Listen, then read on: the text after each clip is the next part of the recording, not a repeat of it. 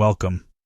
Today we will tell you a story that could have been just another walk in the woods, a typical hunt, like thousands of others before it. But this time something went wrong, something ancient, something that doesn't like strangers stepping on its land. A father and his 14-year-old son went into the forest. They were looking for an animal, but they found something completely different. Make sure everything is quiet around you. Close the door, dim the lights, and we begin. They set off at dawn. The father, Henry, a strong, lean man of about 45, poured himself a mug of coffee by the car while his son Adam, 14, with tousled hair and a huge backpack, stubbornly tried to fasten his rifle. It was their tradition, once a year, in autumn, to go to the forest.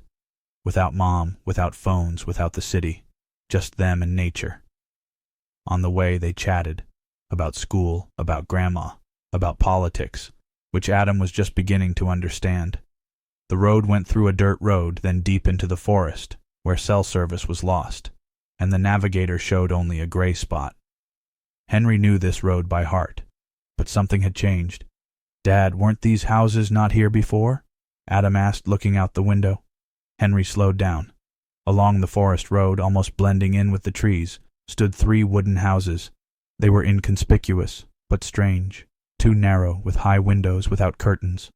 Doors closed, no cars or people around, as if they had been put up overnight. "They weren't," the father said grimly. "Maybe foresters, or someone bought a plot. Never mind." But there was uncertainty in his voice. They reached the parking lot and walked deep into the forest. Autumn leaves rustled under their feet. Adam carried the backpack, Henry the rifle. They walked in silence until they found a suitable place for a halt, a small hill with dry stones and moss. And then, the forest changed. First, silence. Complete. Deafening. No birds, no wind. Then, a smell. Heavy, damp, like from old earth. Adam raised his head. "Dad, do you hear that?" They froze. Somewhere ahead, behind the trees, a muffled murmur sounded, as if someone was whispering to themselves, stumbling, repeating the same thing over and over. Then, the sound of footsteps. Soft, but wrong.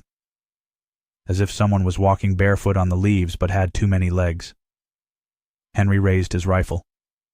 Adam pressed against him. Something came out from behind the trees. It looked like a human, if a human were made of wood. Its skin cracked like bark, and the eyes were black without pupils. It stood swaying like an old tree in the wind. And it spoke, soundlessly. "We didn't expect, didn't ask." Henry fired. The bullet passed through the figure, and it crumbled into dust like rotten log. In that same second, the forest came to life. Hundreds of eyes, hundreds of voices. From every shadow came similar figures, not alive, not dead, as if the trees themselves had come to life.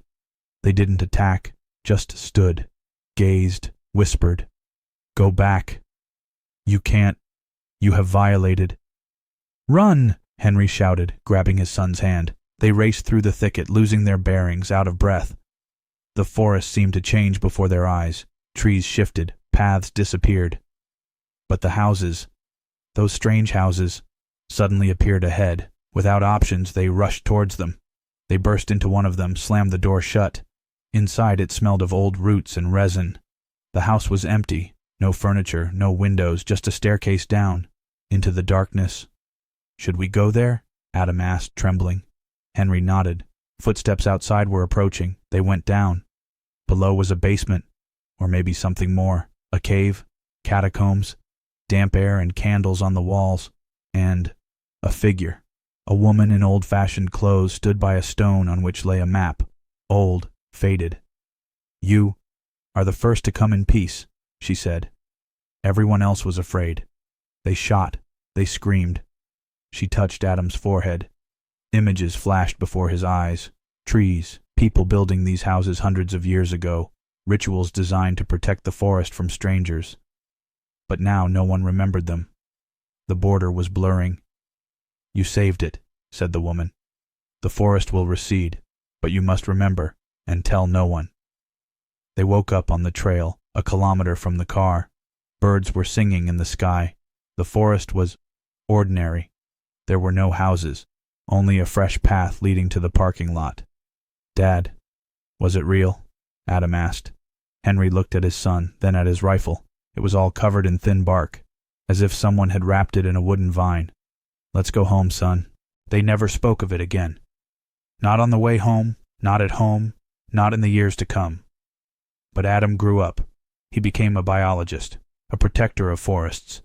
And every year, on a certain day, he returned to that very forest, without weapons, only with flowers. And he left them by the old stone. After all, there are things that should not be forgotten, especially if you once looked into the depths and were allowed to return. Thank you for being with us. If you hear strange footsteps behind you, don't turn around. See you in the next story.